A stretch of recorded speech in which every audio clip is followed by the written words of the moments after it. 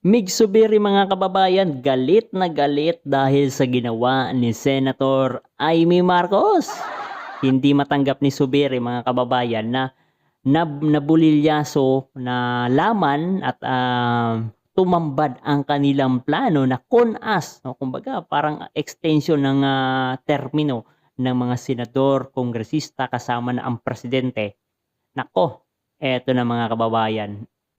Iyak ho, kasama na si Mig Zubiri, 11 senador na sa minority, kasama na si Mig Zubiri, nag-iyakan. Ito mga kababayan, pakinggan ho natin ang paliwanag dito ni General Macanas. Magandang araw mga kaibigan. Bigyan natin ng reaction opinion itong video posted by News That Matters. Ito po, interpellation o pagsasalita ni Senator Zubiri. Galit na galit. Sabi niya, I am amiable. Kilala niyo ako. Bibihira akong magalit. Ba't ngayon nagalit ako? Bakit siya galit? Dahil sa video ni Senator Amy. Okay. The horrible propaganda video of the records of this great institution. Madam President, a point of order. Under Section 93, 94, 95 on Unparliamentary Acts and Language, I just want to point out that the video that the lady senator presented was obviously opinionated, a propaganda tool, right?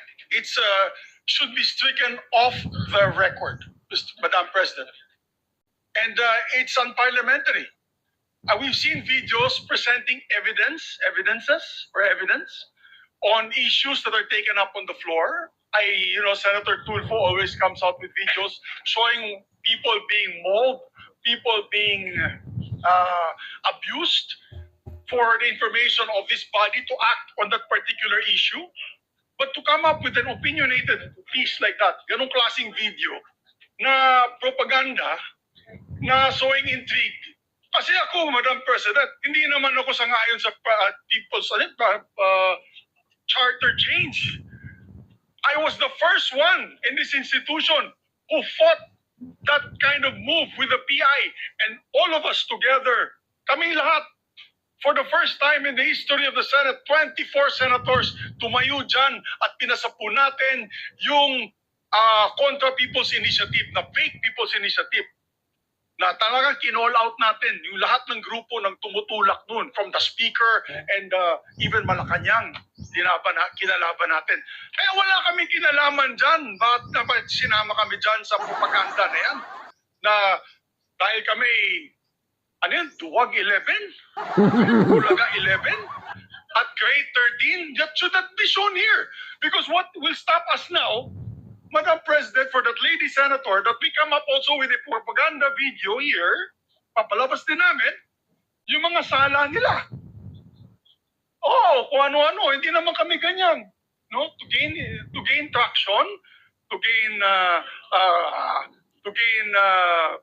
views and publicity, will destroy our fellow colleagues here.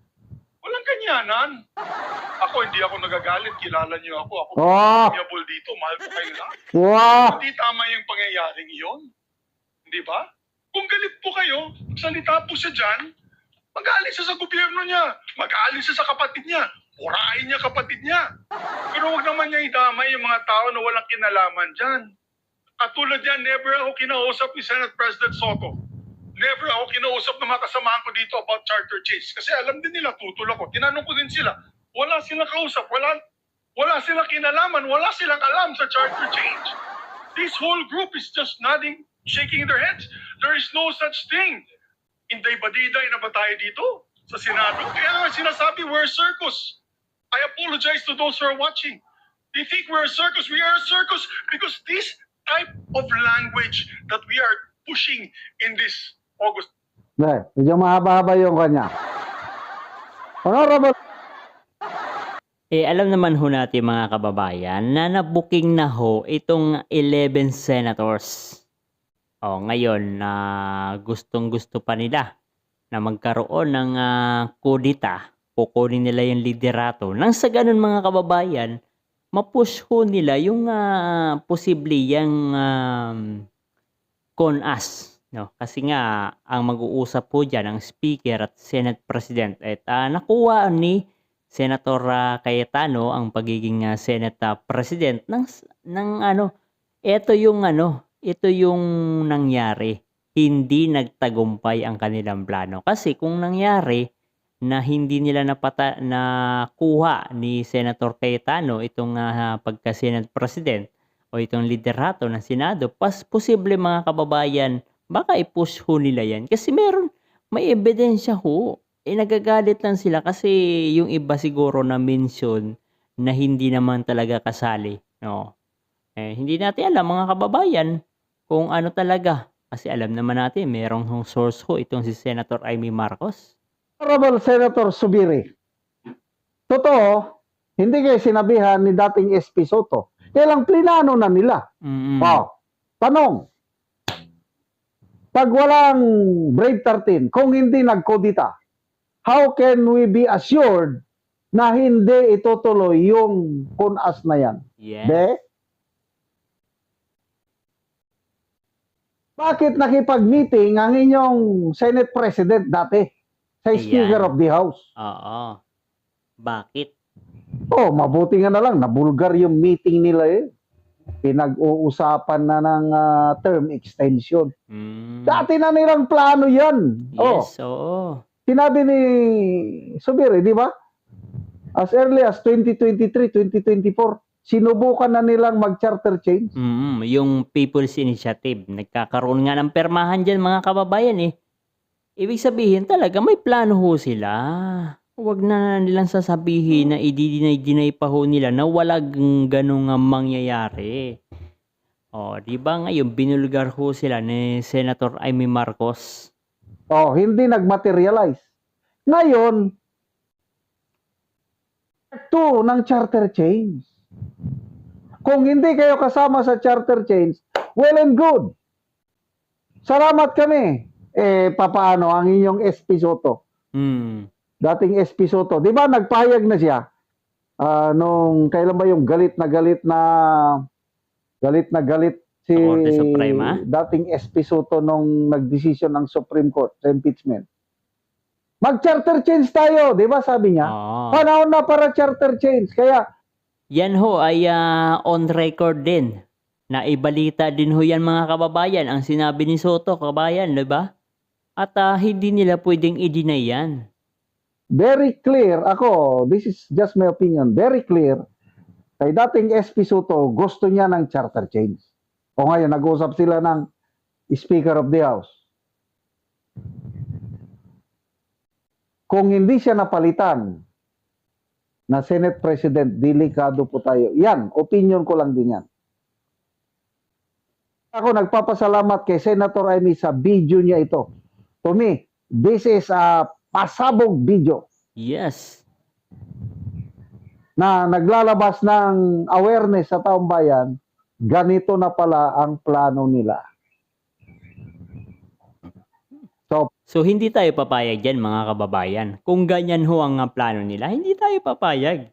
Hindi tayo kailanman papayag na magkaroon ng extension itong mga corrupt na mga opisyalis, lalong-lalo na ito si Bongbong Marcos. Propaganda? Kasama siguro yan sa ano. Kasi nangyayari sa politika natin, grabe na ang bangayan. Sinisira nila si BP Sara. Sinusulong nila ang impeachment. Ang sabi ni Congressman Edgar Erese sa isang interview, impeachment is a Marcos administration design para paalisin si BP Sara sa equation kasi napakalakas niya maging presidente sa 2028. At bukod doon, si BP Sara ang magpapakulong dito sa mga sangkot na hanggang ngayon ay hindi pa rin nakukulong.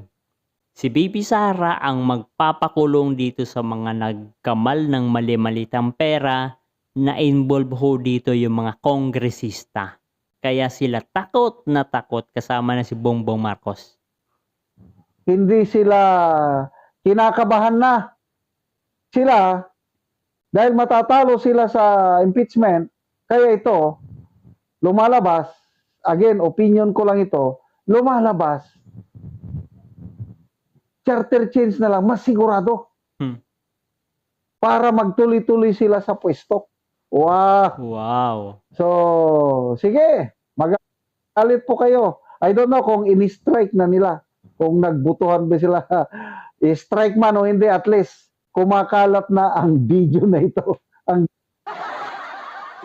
sino kayang gumawa sa video? I think si Director Daryl Yap. Posible mga kababayan si Direk Daryl Yap ang gumawa noon.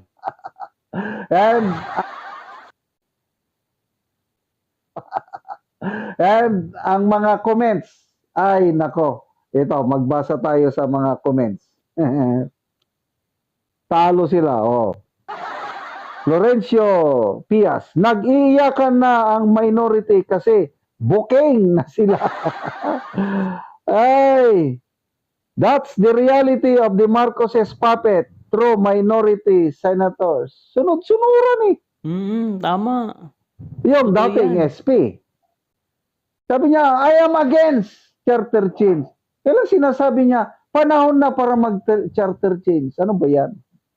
So, yan nga mga kababayan ang naging komento opinion ni General Macanas patungkol ho dito sa maiyak-iyak na pahayag ni Zubiri. No? Nagkabukingan ho kasi talagang wala. Antindi ho nangyayari sa ating bansang Pilipinas ngayon. Nakakalungkot man pero masaya tayo mga kababayan kasi nag-iiyakan itong 11 mga senador. Si Senator Amy Marcos lang pala ang magpapayak dito sa 11 senador.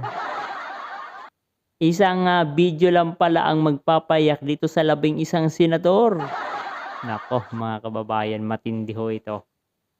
So abangan ho natin mga kabayan itong posible baka by this week or by next week ay posibleng simulan na ang investigation ng o continuous investigation ng Senate Blue Ribbon Committee kung saan si Senator Pia Cayetano ang chairman at vice chairman naman ay itong si Senator Marcoleta at I think yung isa pang vice chairman ay si Jinggoy Estrada. Nako, napakatindi. Mas kaabang-abang ho ito kasi nga mabubulgar yung mastermind ng korupsyon sa ating bansang Pilipinas.